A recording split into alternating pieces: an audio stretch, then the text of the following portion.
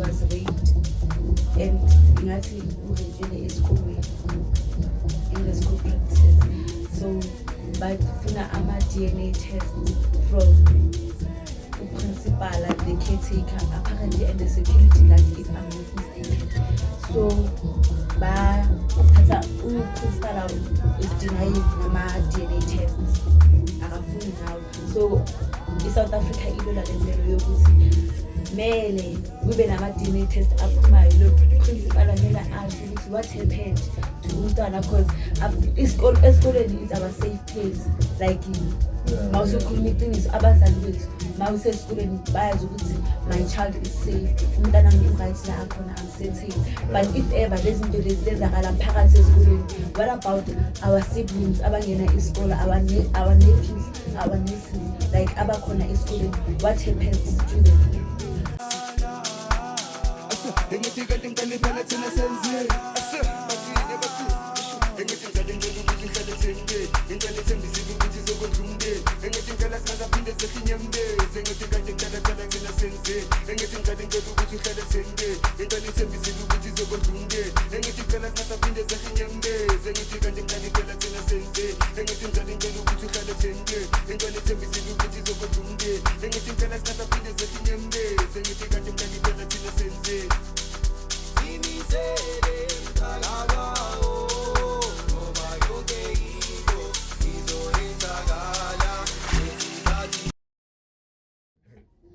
Ola, thank you for joining us. This is Ringa's podcast show, and it's our boy Bafetu Tunim Session.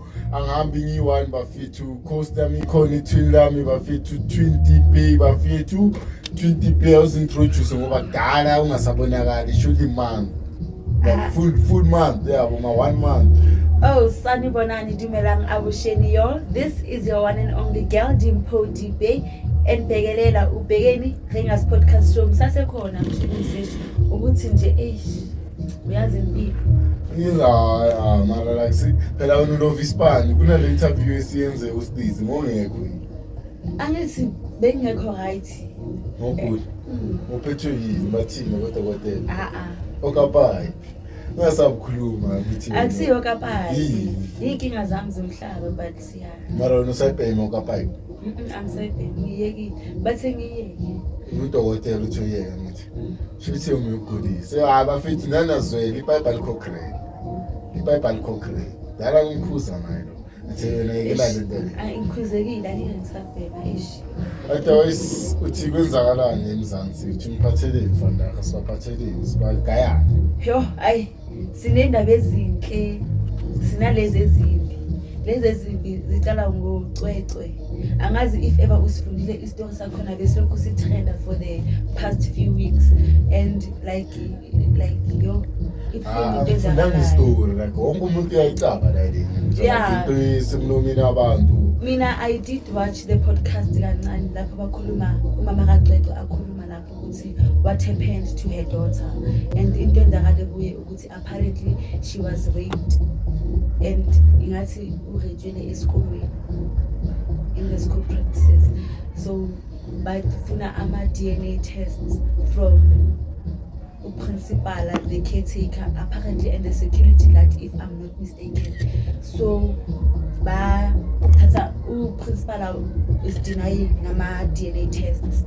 Akafuni ngawo. So South Africa ilola lendlela yokuthi mele kube nama-DNA test aphumayo. Lo principal amele asho ukuthi what happened to umntwana, because esikoleni is our safe place.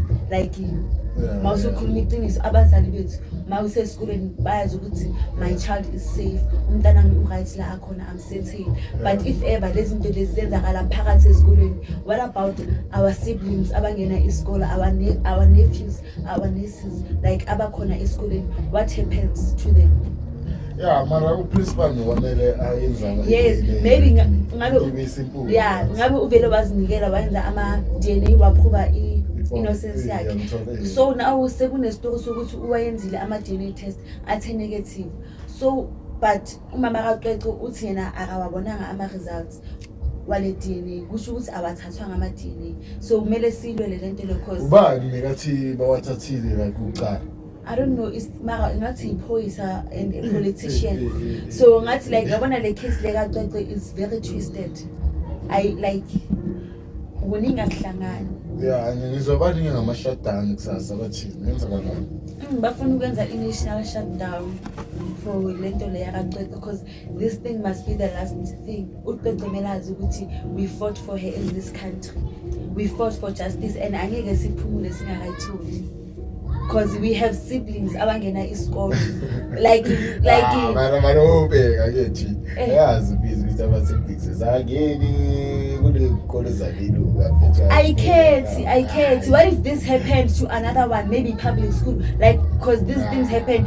Let you yaka pinky ke yona.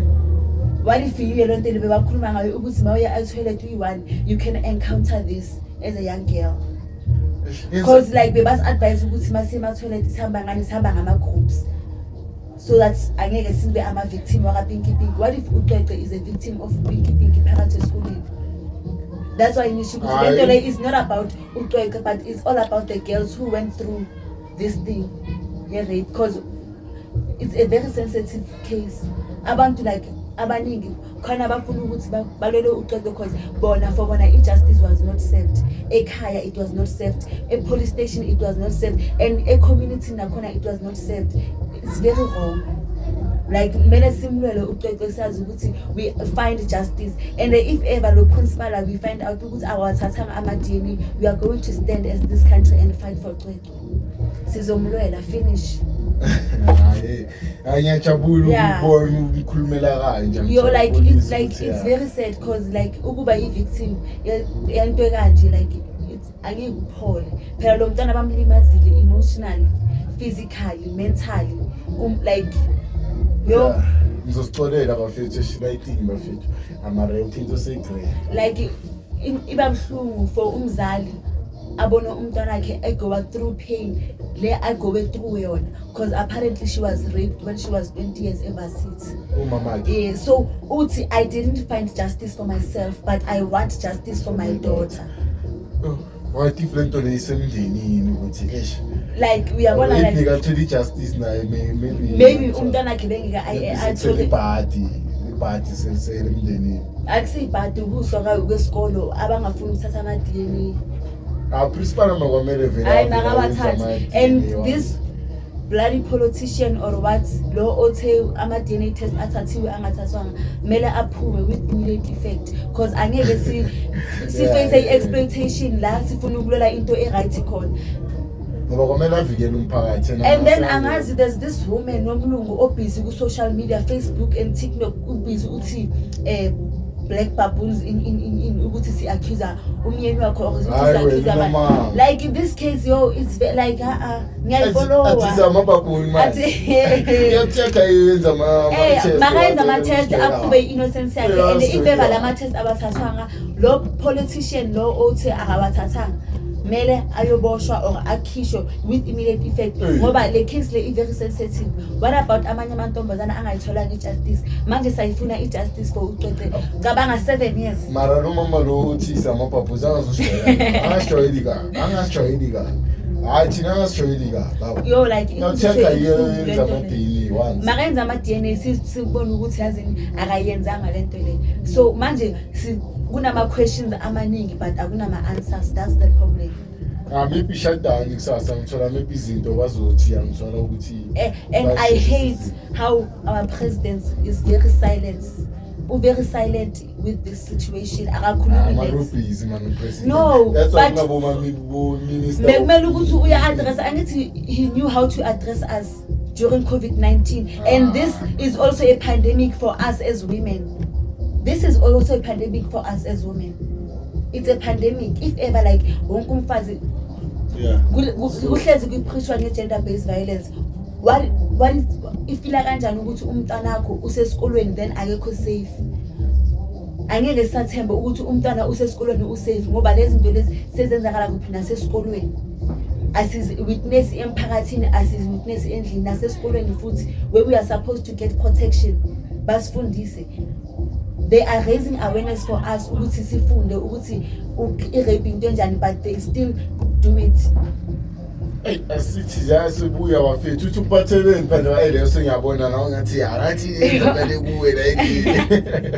Ngethi la ngizale like it's very sad. This thing is very traumatizing, not only physically but emotionally. Like umzali, the family, like ihlungu. Akayenza amadini principal. Yeah. Akichaya ngithola. Principal, wherever you are, we are pleading you.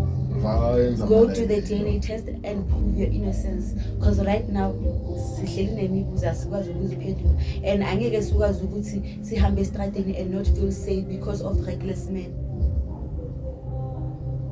Mina ngiphathele lezi indaba zegcwele ngeke. Mina ngiphathele lezaka imali kokusikhothini seka repented.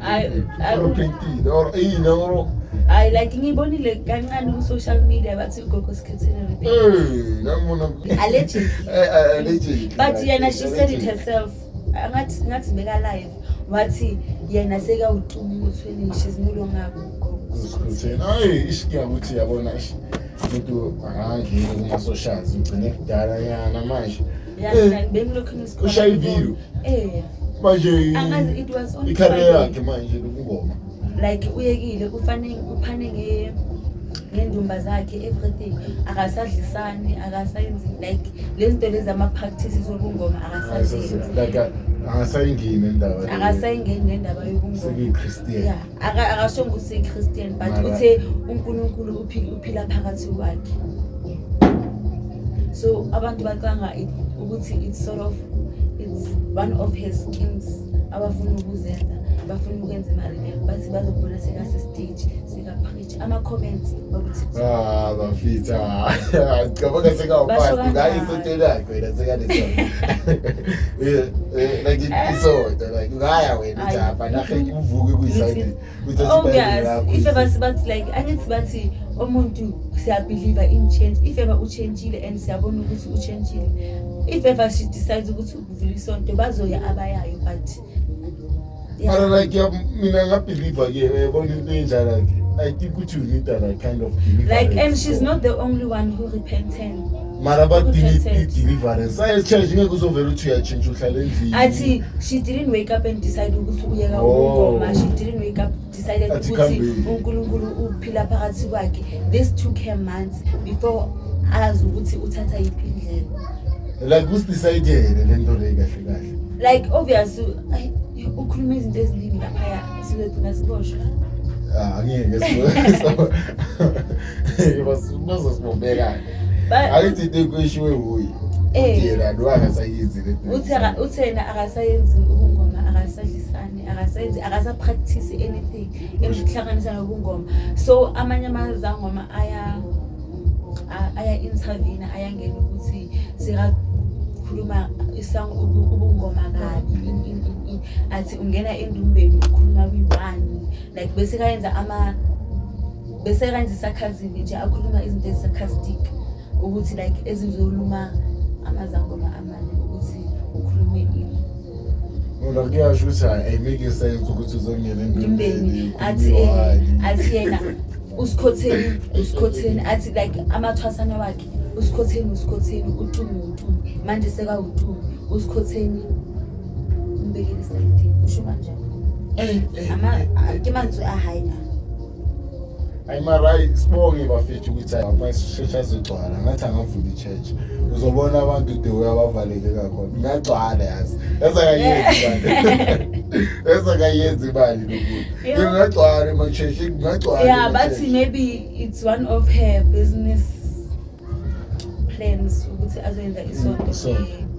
Hayi mina baba yenza isonto ngarecall ivideo ngisho ukuthi abafethu ngingicela kanje no umuntu uyarepenta uyachange and for instance there was this other guy bengisebenza naye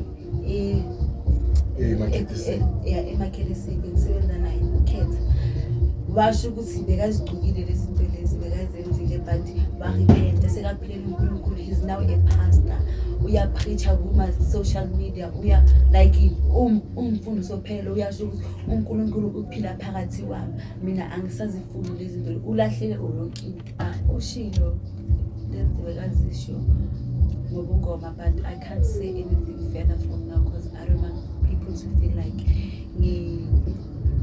against their beliefs, because umuntu une-right ukuthi I believe in what they want.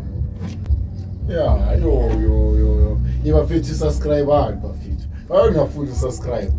Wena ama-content creators no-DSTV. Yo. Sekula sesibhekelela abosima ku-DSTV. Yo, okay, like yo everyone. It's very nice to see ukuthi TV recognize ama-young talents of young people podcasts, because besingazazi ama-podcast besibabhekelela ku-YouTube. So now if ever ubhadala i-DSTV bongena data yokuthi ubhekelele ku-YouTube, so uzokwazi ukuthi ubheke kuphi ku-DSTV. Ngiyamthola. Akufane, subscribe halo. Lathi Yo. Nathi basibize kuma-DS. Akufane, yabona ukuthi hayi abantu bayaphusha, like kune-future and it's very bright. Hayi mara abazosubscribe nathi yabona if sikhona ukudeliver like kuyena ucwafu kusipana thina makancabi kwenzakala. Angicwafu kusipana like mara kumele understand ukuthi for the past few weeks bengekho right. I was not okay emotionally, physically, like bengekho right, and bengeke ngize kuma-screens ngi-crust nginjani ngikhipha iy'nkinga zami la. Angifuni ukuthi ngibe nama-issues njengawo. Hayi man, noko kumele ushaye ividiyo uyabona makuyinto zinjani kuma-situations anjani. O-announce phela ubatshele-ke ngithola abantu bayabuza phela ngabo mina ngizothini. Yo, nami bese ngithola imibuzo ukuthi yini seniyekile futhi siyazile ukuthi angeke ilaste lento yethu. So bazile. Bathi bayakhuluma. Bathi they knew ukuthi angeke ilaste. Sesiyacwafa ukushuta manje. Yebatwa nyabatshela ukuthi sisashuta ukuthi like isikhathi. And niyazi ukuthi sihlala kuphi guys. And makunetha file kumele shoot last week manje makunetha hayi mayazi izenke bafethu hayi manje ngiphila ngeke lesakuvula la tap ala sashuta ngama-occasion mara so shoot like from now on so frequent. This time I'm telling the truth, sizoshuta. But anyways guys, don't forget this one, justice for Kwetwe. We are going to fight until our last breath. Njengoba abazali bashilo ku TikTok bathi if you thought ukuthi singalaba abogogo nomkhulu thina siamile manje ngeke nisenze next. Angeke nisenze next. So guys, thank you very much for your support, the likes we see, subscribers sabona ukuthi like we are getting there. Continue guys. Don't forget to share to your friends. Yeah, but you could say the episode le justice for Kwetwe. Yeah, le justice for Kwetwe. We are not planning to shoot anytime soon, but just because sibonile ukuthi mele kube ne-awareness yalento le ngoba singabafazi.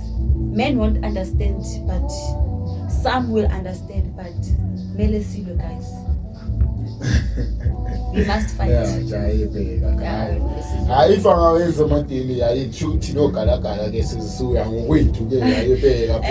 Abantu bathi bafuna i-address ukuthi kahle lapha siyofuna i-address. Thina kuyangithola. Lesikhulile ikasi nesasa bafethu. Namhlanje ngiyascrolla lapha. Sorry for being out of topic, but ngiyascrolla ku TikTok and then ngiyaba concerned ukuthi hayibo kwenzakala ne-Cape Town. What's happening in Cape Town? Ngiyabona.